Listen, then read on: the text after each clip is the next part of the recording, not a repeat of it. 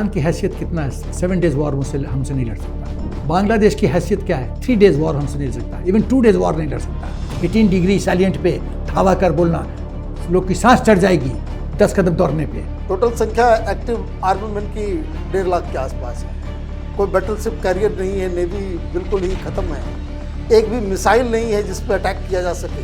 ये student unrest, ये बहुत बड़ा षड्यंत्र था और ये एक्सपेरिमेंट था उसी तरह का अनरेस्ट हिंदुस्तान में करने का। लोग भ्रम में हैं। इंडियन आर्मी की राष्ट्रीयता कोई छीन नहीं सकता। हमारे रग रग में राष्ट्रीयता पड़ी हुई है, हम लोग को कोई गुमराह नहीं कर सकता। बांग्लादेश को सबक सिखाने के लिए कई तरीके हैं, economic option, diplomatic option, military option. मेरी अपनी रीडिंग है, मोदी जी की मास्टरी है कि ऐसा करो कि सांप भी मर जाए और लाठी भी न टूटे। बांग्लादेश की आर्थिक व्यवस्था एकदम डमाडोल हो चुकी है। बांग्लादेशियों को सोचना पड़ेगा कि तुम्हारी ये हालत किसने की, यूनेस ने की।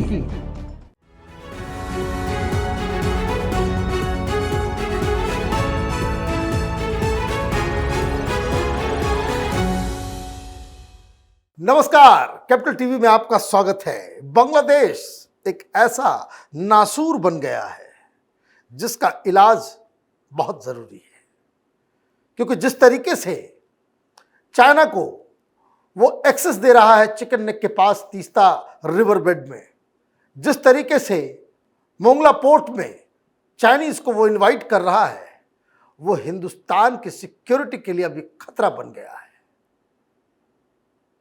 71 की लड़ाई पाकिस्तान को जब तोड़ा गया तो शायद वो मिशन इनकम्प्लीट था।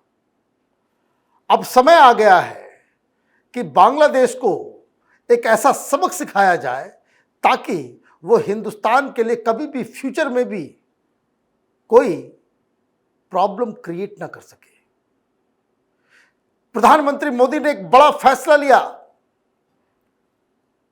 ऐसा कमर के ऊपर, उसकी रीढ़ की हड्डी के ऊपर वार किया है कि जिससे बांग्लादेश में हाहाकार मचा हुआ है। हिंदुस्तान ने उनके ट्रेड ट्रांजिट रूट्स के ऊपर बैन लगा दिया। अब बांग्लादेश का कोई भी माल ना हिंदुस्तान आएगा, ना कलकत्ता पोर्ट से वो एक्सपोर्ट होगा, ना एयरपोर्ट से वो एक्सपोर्ट होगा, दिल्ली से भी नहीं हो पाएगा, नेपाल नहीं जा पाएगा बांग्लादेश का माल, कोई भूटान नहीं जा पाएगा और म्यांमार नहीं जा पाएगा। और कोई दूसरा रूट अगर ये लेते हैं वो इतना महंगा हो जाएगा कि बांग्लादेश से कोई सामान नहीं खरीदेगा। मतलब एक मार तो ऑलरेडी पड़ चुकी है, लेकिन बहुत सारे लोगों के दिमाग में ये चल रहा है कि अगर दूसरा ऑप्शन भी अगर अप्लाई किया जाए तो कितनी देर तक ये बांग्लादेश हिंदुस्तान की जाबाज सेना के सामने टिक पाएगा। यही जानने और समझने के लिए हमारे साथ मेजर जनरल एसपी सिन्हा साहब हैं। आपका बहुत बहुत स्वागत है। पहले एक छोटा सा सवाल, फिर आगे हम डिस्कस करेंगे। अगर बांग्लादेश को घुटने पे गिरा देना है, how many hours will take for India to do it? आपका प्रश्न मैं समझ गया। बांग्लादेश को सबक सिखाने के लिए कई ऑप्शंस हैं। ऑप्शन नहीं, वो ऑप्शंस पे मैं आऊंगा। आप मुझे बताएं कि कितने घंटे में इस देश को, जिसे हम लोगों ने आज़ादी दिलवाई, खून बहाए, पैसे खर्च किए, आज ये लोग सांसें ले रहे हैं खुले में। अदरवाइज ये पाकिस्तान के गुलाम बने हुए होते, ये लोगों की जो हैसियत होती एक नौकरों और दास वाली होती। कितना टाइम लगेगा? इसको उत्तर देने के पहले 2 सेकंड कुछ एक्सप्लेनेशन। हाँ, बता दें। पाकिस्तान की हैसियत कितना है, 7 डेज वॉर हमसे नहीं लड़ सकता। बांग्लादेश की हैसियत क्या है, 3 डेज वॉर हमसे नहीं लड़ सकता, इवन 2 डेज वॉर नहीं लड़ सकता। हैसियत देखो, हमने 14 दिन में कई जंग ऐसे ही जीत लिया। तो आज की तारीख में जो पाकिस्तान की आर्थिक स्थिति है, बांग्लादेश की स्थिति है, ये लोग 7 डेज से भी नहीं लास्ट कर सकते, 3 दिन भी लास्ट नहीं कर सकते। और इंडियन आर्मी के सामने फैंटम आर्मी है। कारगिल वॉर में हमने ये साबित किया, असंभव 18 डिग्री सैलिएंट पे धावा कर बोलना, लोग की सांस चढ़ जाएगी 10 कदम दौड़ने पे। हम लोगों ने जीता। कारगिल तो एक माने वो तो एक ऐसा कोहिनूर हीरा है मिलिट्री फाइट्स के इतिहास में, जो इम्पॉसिबल काम को हमने अकम्प्लिश किया। इम्पॉसिबल। मुशर्रफ ने कभी सोचा नहीं था इंडियन आर्मी ऐसे कर सकती है। आप जब पहाड़ पे बैठ के by fire and by observation dominate कर रहे हो तो अटैकर के लिए कितना मुश्किल है मैं जानता हूं। और ये तो चारों तरफ से घिरा हुआ है बांग्लादेश, चारों तरफ से नेवी भी और वो त्रिपुरा के साइड भी और वो असम के साइड भी, बंगाल के साइड भी, तो कहीं से बचेगा नहीं। तो इनडायरेक्टली मैंने उत्तर दे दिया कि जिस देश की फाइटिंग कैपेबिलिटी 3 दिन की नहीं है तो आप कैलकुलेट कर लो, 3 दिन वॉर नहीं लास्ट कर सकते हो। टोटल संख्या एक्टिव आर्मी मैन की 1.5 लाख के आसपास है। कोई बैटलशिप कैरियर नहीं है, नेवी बिल्कुल ही खत्म है, एक भी मिसाइल नहीं है जिस पर अटैक किया जा सके। मैं बताता हूँ, ये पाकिस्तान, चीन और यूनिस की साजिश। मैं ग्रैंड स्ट्रेटजी पे आता हूँ, फिर धीरे धीरे नीचे आऊँगा। राइट। पहले ग्रैंड स्ट्रेटजी पे आता हूँ, जियो स्ट्रेटजी। पाकिस्तान के आर्मी के ऑफिसर्स जो हायर कमांड के लिए जाते हैं, उनको कुरान पे कसम दिलवाया जाता है कि हम 71 वॉर का बदला लेंगे। Point number 1। तो उनको ब्रेन वॉश किया जाता है कि बदला लेना है, वो घाव भूले नहीं हैं वो। तो उनकी स्ट्रैटेजी रही है कि जिस चीज़ को, जिस क्षेत्र को हिंदुस्तान ने हमसे छीना और एसेट क्रिएट किया, इंडिपेंडेंट कंट्री बनाया, उसी एसेट को हम हिंदुस्तान के खिलाफ इस्तेमाल करेंगे। Strategy number 2। स्ट्रैटेजी नंबर 3, तो इसके लिए क्या करना है, साजिश की गई अमेरिका में डीप स्टेट के द्वारा। ये स्टूडेंट अनरेस्ट, ये बहुत बड़ा षड्यंत्र था और ये एक्सपेरिमेंट था उसी तरह का अनरेस्ट हिंदुस्तान में करने का, उसी तरह का अनरेस्ट। बट यहाँ मैं क्लैरिफाई कर देना चाहता हूँ, लोग भ्रम में हैं। इंडियन आर्मी की राष्ट्रीयता कोई छीन नहीं सकता। हमारे रग रग में राष्ट्रीयता भरी हुई है, हम लोग को कोई गुमराह नहीं कर सकता, सवाल नहीं पैदा होता है। जनरल रैना को इंदिरा गांधी ने कहा था ना टेक ओवर, जनरल रैना मना कर दिया था। हमारा तो प्रत्यक्ष रूप में हमने अपना चरित्र दिखा दिया है। तो वो भूल जाएं बांग्लादेश एक्सपेरिमेंट हिंदुस्तान में, एकदम भूल जाएं लोग।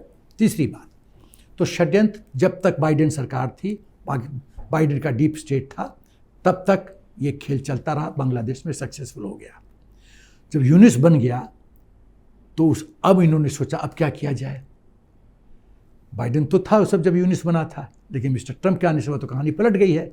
अब डीप स्टेट उसका है नहीं, फंडिंग है नहीं, अमेरिकन सपोर्ट चला गया। तो यूनिस ने सोचा कि अब मेरे पास नेक्स्ट बेटर ऑप्शन क्या है, चाइना। और चाइना को मैं प्रलोभन देता हूँ कि चिकन नेक में तीस्ता रिवर के थ्रू आप अपना कंट्रोल करो, डेवलप करो एरिया, और हम 7 स्टेट्स को, नॉर्थ ईस्ट स्टेट्स को खा जाएंगे। चिकन नेक को बोलते हैं नेक, ये नेक, यहाँ सांस को हम दबा दें तो आदमी मर जाएगा ना, मर जाएगा। तो इनकी साजिश से 7 नॉर्थ ईस्ट स्टेट को छीन लो। बांग्लादेश भूलता है कि तुम इंडियन आर्म फोर्सेस को, मोदी सरकार को चुनौती नहीं दे सकते, सवाल नहीं पैदा होता है। और तुम चिकन नेक की बात करो, तुम तो चारों तरफ से हमसे घिरे हुए हो, तुम कहाँ जाओगे। तो ये साजिश हुई है। तो हम बांग्लादेश को सबक सिखाने के लिए कई तरीके हैं।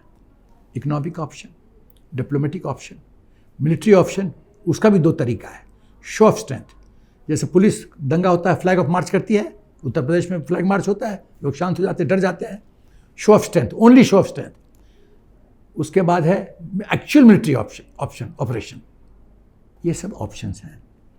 मोदी, मेरी अपनी रीडिंग है, मोदी जी की मास्टरी है कि ऐसा करो कि सांप भी मर जाए और लाठी भी न टूटे, जैसे पाकिस्तान के साथ किया। बस win without firing a bullet, but you should be mentally ready to fire the bullet. Contingency planning हम लोग को आर्मी में सिखाया जाता है। कंटीजेंसी 1, 2, 3, 4, कई तरह के कंटीजेंसी, हमारा रिएक्शन क्या होगा। तो ये मिलिट्री ऑप्शन एक ऑप्शन है, लेकिन जिस तरह से अभी इकोनॉमिक ऑफेंसिव हम लोग कर रहे हैं, बांग्लादेश की आर्थिक व्यवस्था एकदम डमाडोल हो चुकी है। आप नोएडा में जाके देखो, पाकिस्तान का, बांग्लादेश का बना हुआ टी-शर्ट सब कितना मिलता है यहाँ पे। तो पूरा बांग्लादेश का ही आता है, मतलब सब खत्म, फिनिश्ड।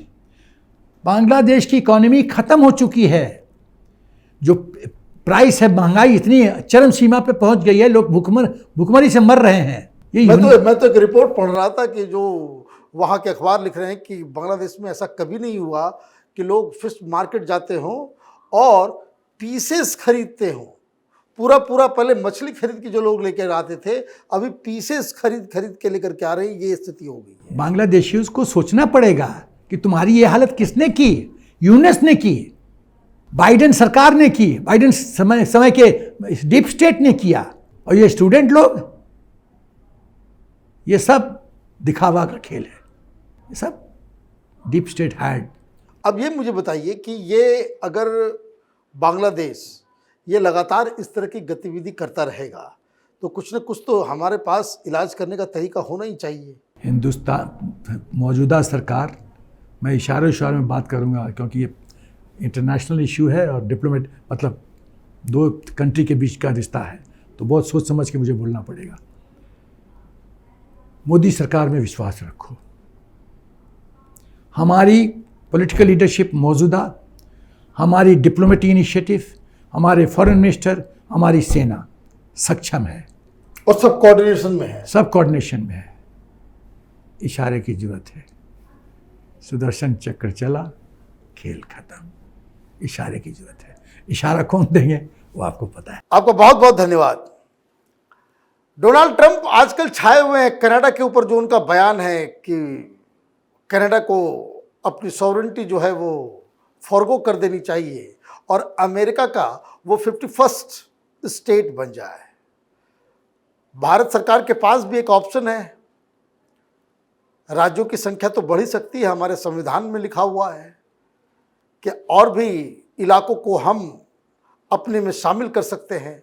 अमेरिका जिस तरह से एक फेडरल स्ट्रक्चर है, वहाँ हिंदुस्तान भी फेडरल पॉलिटी है।